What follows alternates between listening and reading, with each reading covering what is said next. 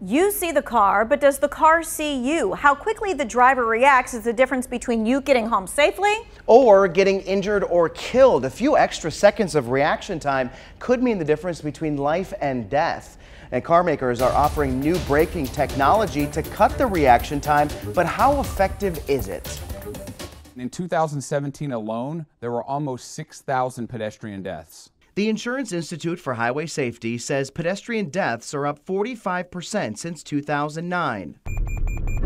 To save lives, they're testing pedestrian auto brake systems on small SUVs. The camera and radar technology detects people on foot, alerts the driver, and hits the brakes if the driver doesn't. Highest marks went to the 2018-2019 Honda CR-V, the 2019 Subaru Forester, Toyota RAV4, and Volvo XC40. The most effective way to prevent injuries and fatalities is to avoid the crash completely. And these systems warn the driver and either mitigate or avoid a crash with a pedestrian. Some of the most common pedestrian hazards were tested, including an adult walking into the street in the path of a vehicle and a child darting into traffic from between parked cars.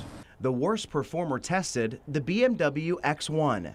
It either didn't brake or didn't mitigate the speed enough for us to give it points. The Institute is encouraging manufacturers to equip more cars with the technology and to make it standard.